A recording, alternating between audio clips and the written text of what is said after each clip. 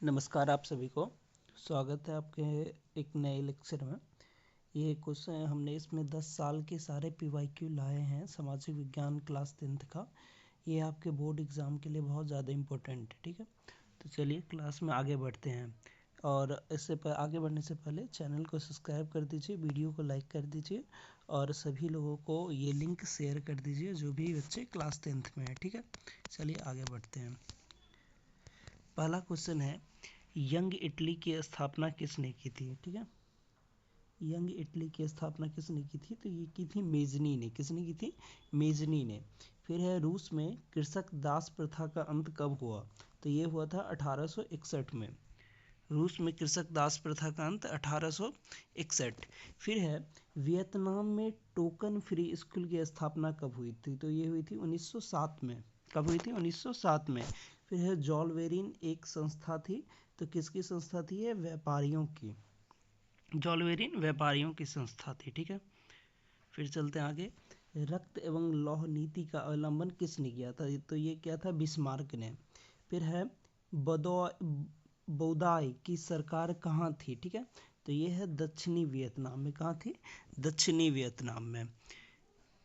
और रक्त एवं लौह की नीति का अवलंबन बिस्मार्क ने।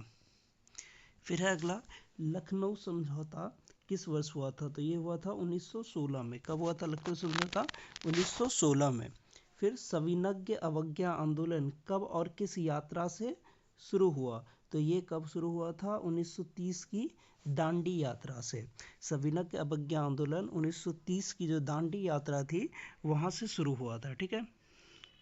फिर चलते आगे। Tata iron and steel company की स्थापना कब की गई थी, तो ये की गई थी 1907 में, ठीक है। फिर है, जनसंख्या का घनत्व सबसे अधिक कहाँ है, तो कहाँ होता है, तो कहाँ होता है? महानगर में। जनसंख्या का घनत्व सबसे अधिक महानगर। फिर है, गिरमिटिया मजदूर बिहार के किस क्षेत्र से भेजे जाते थे, तो ये भेजे जाते थे पश्चिमी क्षेत्र से। गिरमिटिया मजदूर बिहार के पश्चिमी क्षेत्र से भेजे जाते थे। फिर है, विश्वव्यापी आर्थिक संकट किस वर्ष आरंभ हुआ था, तो ये हुआ था 1929 में, ठीक। चलिए। फिर है, गुटेनबर्ग का जन्म किस देश में हुआ था, तो ये हुआ था जर्मनी में। फिर है, वर्नाक्यूलर प्रेस एक्ट को किसने रद्द किया था, तो ये क्या था? लॉर्ड रिपन, ठीक है। फिर चलिए, अगला है, हिंद चीन पहुंचने वाले प्रथम व्यापारी कौन थे, तो ये थे पुर्तगाली। कौन थे? पुर्तगाली। हिंद चीन पहुंचने वाले प्रथम व्यापारी पुर्तगाली थे। फिर थे, कार्ल मार्क्स का जन्म कहाँ हुआ था, तो ये हुआ था जर्मनी में। कार्ल मार्क्स का जन्म जर्मनी में हुआ था। फिर है, सेडोन का युद्ध किसके बीच हुआ था, ठीक है। तो ये हुआ था फ्रांस और प्रूसा के बीच में। फिर है, अंकोर वाट का मंदिर कहाँ स्थित है, तो ये स्थित है कंबोडिया। फिर चलिए। फिर है, असहयोग आंदोलन का प्रस्ताव कांग्रेस के किस अधिवेशन में पारित किया गया था, तो सितंबर 1920 कलकत्ता जो सितंबर 1920 कलकत्ता में अधिवेशन हुआ था उसमें कांग्रेस ने असहयोग आंदोलन का प्रस्ताव पारित किया था, ठीक। फिर है, ब्रिस्ट लिटोवस की संधि किन देशों के बीच हुई थी, तो रूस और जर्मनी के बीच। फिर चलिए। फिर है, सोपानी कृषि किस राज्य में प्रचलित है, तो यह है उत्तराखंड में। फिर है, मरुस्थलीय मृदा का विस्तार निम्न में से कहाँ है, तो राजस्थान। फिर है, मेढक के प्रजनन को नष्ट करने वाला रसायन कौन सा है, तो यह होता है एंड्रीन। फिर होता है, काली मिट्टी का दूसरा नाम क्या है, तो रेगुर मिट्टी। क्या कहते हैं? रेगुर मिट्टी, काली मिट्टी को। फिर है, भारत का राष्ट्रीय पक्षी, तो मयूर या मोर। फिर है, किस राज्य में वन का सबसे अधिक विस्तार है, तो यह है मध्य प्रदेश, ठीक। चलिए। फिर है, टेक्सोल का उपयोग कहाँ होता है, मतलब किस बीमारी में, तो कैंसर में होता है टेक्सोल का उपयोग, ठीक है। फिर चरक का संबंध किस देश से था, तो ये था भारत से। फिर चलिए। फिर है, संविधान की धारा 21 का संबंध है किससे है, तो वन्य जीवों तथा प्राकृतिक संसाधनों के संरक्षण से, ठीक। ये। और फिर है, सौर ऊर्जा निम्नलिखित में से कौन सा संसाधन है? तो ये है पुनः पूर्ति योग्य संसाधन, इसको दोबारा इस्तेमाल में हम ले सकते हैं। ठीक। फिर है देश के बांधों को किसने भारत का मंदिर कहा था? तो ये कहा था हमारे प्रथम प्रधानमंत्री पंडित नेहरू ने। फिर कुल जल का कितना प्रतिशत भाग महासागरों में निहित है? कुल जल का कितना प्रतिशत भाग महासागरों में निहित है? तो ये है 96.5%। ठीक है। ये सारे के सारे क्या हो? तो महासागर में खारा पानी होता है, खारा पानी 96.5% है। फिर बाकी बर्फ में जमा हुआ है, उसके बाद बाकी हम पीने के लिए साफ मीठा पानी है। ठीक है। फिर है बिहार के कितने प्रतिशत भौगोलिक क्षेत्र में वन का विस्तार है? तो यह है 7%। फिर है भारत में सबसे बड़ा लौह अयस्क उत्पादक राज्य कौन सा है? तो यह है कर्नाटक। फिर चलिए, मैग्नीज उत्पादन में भारत का विश्व में क्या स्थान है? तो यह है तृतीय। फिर है सर्वोत्तम कोयले का प्रकार कौन सा है? तो कौन सा है? एंथ्रासाइट। 4 तरह के होते हैं, एंथ्रासाइट, लिमोनाइट और भी होते हैं 2। तो इसमें एंथ्रासाइट सबसे ज़्यादा सबसे अच्छा क्वालिटी का मतलब कोयला होता है। इसमें जल्दी ये सबसे ज़्यादा हीट देता है और कम धुआं देता है। ठीक है। फिर है भारत का प्रथम तेल शोधक कारखाना कहाँ स्थित है? तो ये स्थित है डिगबोई में। कहाँ पे? डिगबोई में। फिर है भाखड़ा नांगल परियोजना किस नदी पर अवस्थित है? तो भाखड़ा नांगल परियोजना सतलज नदी पे। किस नदी पे? सतलज नदी पे है। ठीक। फिर चलिए, काली मृदा किस खेती के लिए सर्वाधिक उपयुक्त है? तो काली मृदा कपास के लिए। ठीक। फिर है संजय गांधी जैविक उद्यान किस नगर में स्थित है? तो यह है पटना में। पटना में संजय गांधी जैविक उद्यान है। ठीक। फिर है संघ राज्य की विशेषता नहीं है। इस चारों में से कौन सा ऐसा है जो संघ राज्य की विशेषता नहीं है? तो वो है इकहरी शासन व्यवस्था। ठीक है। फिर है संघ सरकार का उदाहरण है, तो क्या है? अमेरिका। संघ राज्य America, United state of America. ठीक है। फिर है भारत में औरतों के लिए आरक्षण की व्यवस्था किस संस्था में है? ठीक। तो ये कहाँ पे है? पंचायती राज व्यवस्था। जो हमारे पंचायत के इलेक्शन होते हैं उसमें औरतों के लिए आरक्षण की व्यवस्था की गई है। फिर है सांप्रदायिक राजनीति आधारित होता है, तो किस पे? धर्म पे।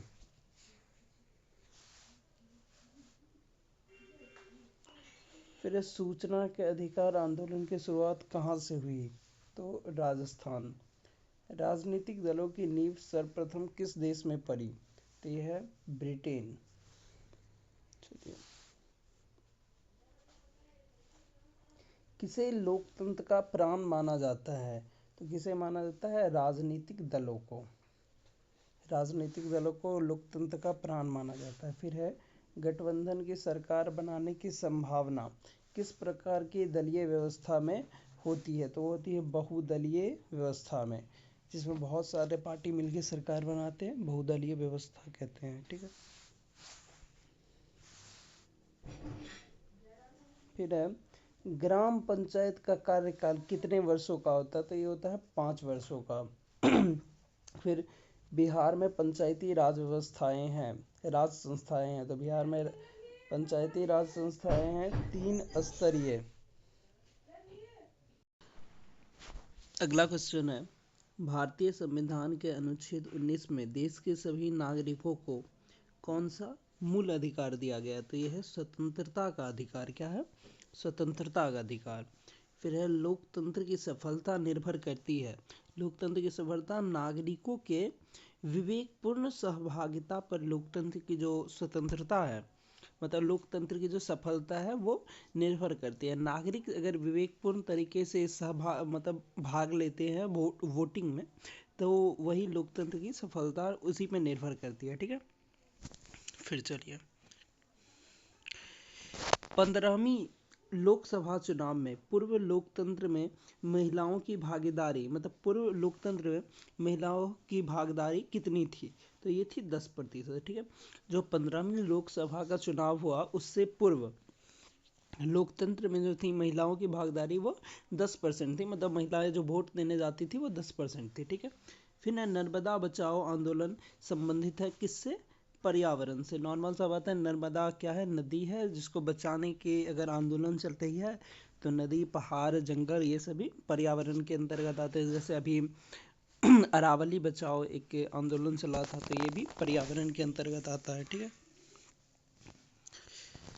फिर है दल बदल कानून निम्नलिखित में से किस पर लागू होता है, ठीक। तो ये है सांसदों और विधायकों पर, क्योंकि ये लोग क्या करते हैं, आपस में दल बदल लेते हैं, अगर जिधर फायदा दिखा उधर मुड़ जाते हैं, तो इन पे ये कानून लागू होता है। फिर है झारखंड राज्य का गठन कब हुआ था? तो ये कब हुआ था? 15 नवंबर 2000 ईस्वी को झारखंड राज्य बिहार से अलग हो गया था, ठीक है।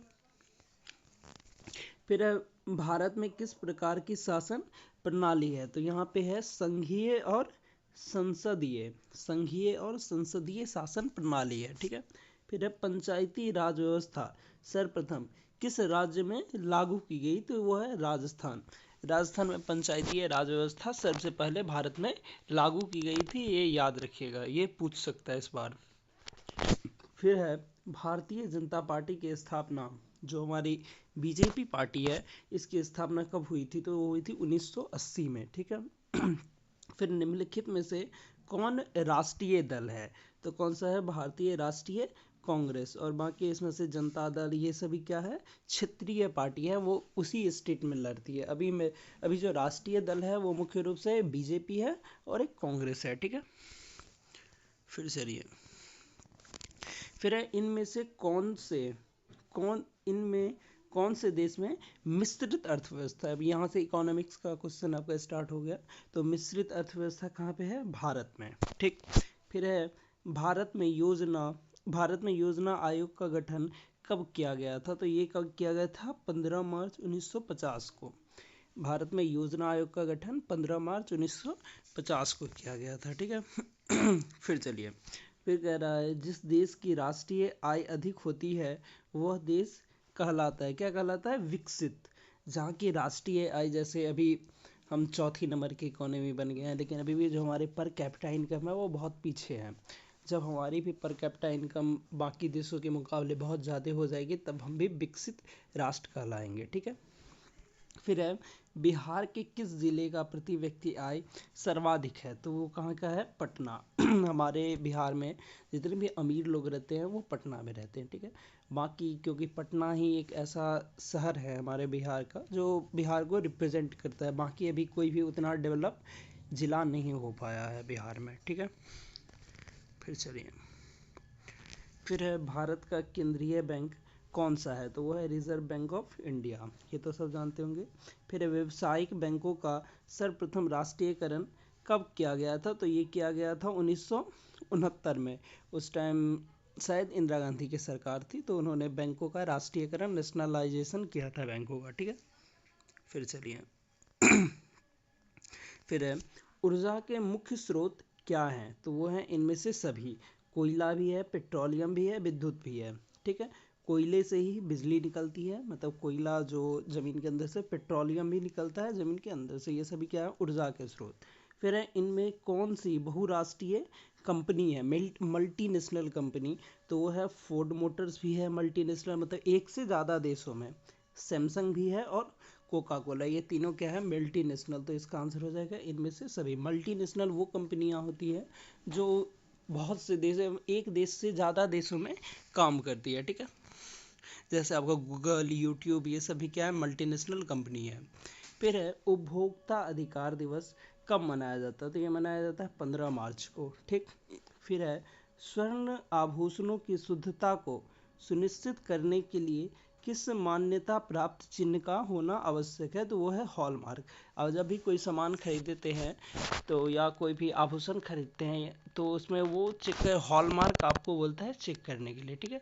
तो इन स्वर्ण आभूषणों की शुद्धता को सुनिश्चित करने के लिए कौन सा चिन्ह होना चाहिए? हॉलमार्क राइट होना चाहिए, ठीक है। और उपभोक्ता अधिकार 15 मार्च को मनाया जाता है। चलिए, फिर है भारत में वित्तीय वर्ष कहा जाता है, जो हमारा जो फाइनेंशियल ईयर होता है वो कौन सा होता है, तो 1 अप्रैल से 31 मार्च तक, ठीक है। ये 1 जनवरी से 31 दिसंबर नहीं होता है, वित्तीय वर्ष होता है 1 अप्रैल से 31 मार्च, इसको फाइनेंशियल ईयर भी बोलते हैं, ठीक है। फिर है क्षेत्रीय ग्रामीण बैंक। क्षेत्रीय ग्रामीण बैंक की स्थापना किस वर्ष हुई थी, तो ये हुई थी 1975 में। जो आपका ग्रामीण बैंक होता है, आरआरबी जिसको बोलते हैं, रूरल बैंक, तो उसकी स्थापना कब हुई थी, 1975 में, ठीक है। फिर है वैश्वीकरण के मुख्य अंग कितने हैं, तो ये है 5। कितने हैं, 5।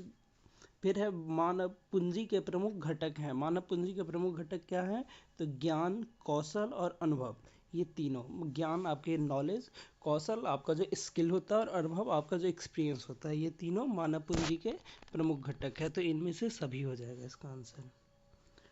फिर है नरेगा के अंतर्गत ग्रामीण मजदूरों को साल में कम से कम कितने दिनों के लिए रोजगार देने की व्यवस्था है, तो कितने दिन, 100 दिन। अब इसका भी नाम बदला जा रहा है शायद, तो उसमें सरकार क्लेम करेगी कि 125 दिन कर देगी इसे, ठीक है। फिर है भारतीय रिजर्व बैंक की स्थापना किस वर्ष हुई थी, जो हमारा आरबीआई बैंक है उसकी स्थापना तो 1935 में हुई थी। किस वर्ष, 1935। ये आज़ादी से पहले हुई थी इस बैंक की स्थापना, ठीक है। फिर चलिए, फिर ले पार्ले समूह के थम्स अप ब्रांड को किस बहुराष्ट्रीय कंपनी ने खरीद लिया है, तो वो है कोका कोला। आप जब भी थम्स अप एक कोल्ड ड्रिंक आता है उसके बोतल पे देखेंगे तो कोका कोला लिखा रहेगा, मतलब इसका मतलब क्या है, जो थम्स अप ब्रांड है उसे कौन खरीद लिया है, कोका कोला। ये किसका पहले था, पार्ले का। फिर है शेयर बाजार की नियामक संस्था है, तो सेबी। शेयर बाजार की नियामक संस्था जो है वो है सेबी। फिर चलिए, फिर है गरीबी कैंसर रोग की तरह है, ये किसने कहा था, तो ये कहा था अर्थशास्त्री कुजनेट। किसने कहा था, अर्थशास्त्री कुजनेट ने क्या कहा था, गरीबी कैंसर की तरह है, ठीक है। फिर है भारत में सेवा क्षेत्र को सामान्यतः कितने भागों में बांटा जाता है, तो हमारे सर्विस सेक्टर है उसको कितने भागों में, तो 2 भागों में बांटा जाता है। कितने भागों में, 2 भागों में। फिर चलिए, फिर है इनमें से कौन प्राकृतिक एवं आपदा प्रबंधन पे आ गए हैं, तो पहला क्वेश्चन है इनमें से कौन प्राकृतिक आपदा नहीं है, सुनामी, बाढ़, आतंकवाद या भूकंप, तो आतंकवाद। आतंकवाद जो है ये मानव के द्वारा किया जाता है, इसमें मतलब किसी भी तरह का प्रकृति का हाथ नहीं होता है, ठीक है। फिर है सुनामी का प्रमुख कारण क्या है, सुनामी का प्रमुख कारण है समुद्र में भूकंप आना। जब समुद्र के अंदर भूकंप आती है तभी बाहर, मैक्सिमम टाइम तभी बाहर सुनामी आती है, ठीक है। फिर चलिए, फिर है नदियों में बाढ़ आने के प्रमुख कारण क्या है, तो नदियों में बाढ़ आने के प्रमुख कारण है क्या, वर्षा की अधिकता। वर्षा की अधिकता, जब बहुत ज़्यादा बारिश होती है तब आप बारिश के सीजन में देखोगे कि अक्सर नदियाँ उफान मारती है और बांध तोड़ के शहरों में घुस जाती है, ठीक है। तो वर्षा की अधिकता क्या है, नदियों में बाढ़ आने का प्रमुख कारण, ठीक है। फिर चलिए, भूकंप केंद्र के ऊर्ध्वाधर पृथ्वी पर स्थित केंद्र को क्या कहा जाता है, तो ये कहते हैं अधिकेंद्र। क्या कहते हैं, अधिकेंद्र। फिर चलिए, फिर है बाढ़ के समय निम्नलिखित में से किस स्थान पर जाना चाहिए, जब बाढ़ आती है तब आपको मुख्य रूप से किस स्थान पे जाना चाहिए, तो वो क्या है, ऊंचे भूमि वाले स्थानों में। क्यों, क्योंकि वहाँ पे पानी को पहुँचने में टाइम लगेगा, या हो सकता है कभी वहाँ पे पानी पहुँचे भी ना। गांव के बाहर जाने कोई मतलब ही नहीं है, जहाँ हैं उसी स्थान पर रहेंगे तो मारे जाएंगे। खेतों में जाएंगे तो उसमें तो और पहले बाढ़ आएगी, क्योंकि खेत नॉर्मल ज़मीन से नीचे होते हैं, ठीक है। फिर है, तो इसका आंसर है कहो, ऊंचे भूमि वाले स्थान पर। फिर है सुनामी किस स्थान पर आती है, तो सुनामी कहाँ आएगी, समुद्र में। ऑब्वियस सा बात है, सुनामी समुद्र में आती है, नदियों में तो बाढ़ आती है, ठीक है। फिर चलिए, फिर है मलबे के नीचे दबे हुए लोगों का पता लगाने के लिए किस यंत्र का मदद ली जाती है, तो ये होता है इंफ्रारेड कैमरा। किसका मदद लिया जाता है, इंफ्रारेड कैमरा। दूरबीन से आप नहीं देख पाएंगे, हेलीकॉप्टर से तो आप नहीं देख पाएंगे, टेलीस्कोप अंतरिक्ष में यूज किया जाता है। तो हम जब किसी मलबे के अंदर कोई दबा रहता है तो उसके लिए इंफ्रारेड कैमरा इस्तेमाल करते हैं। फिर है आग से जलने की स्थिति में जले हुए स्थान पर क्या प्राथमिक उपचार करना चाहिए, तो ठंडे पानी डालना चाहिए, ठीक है।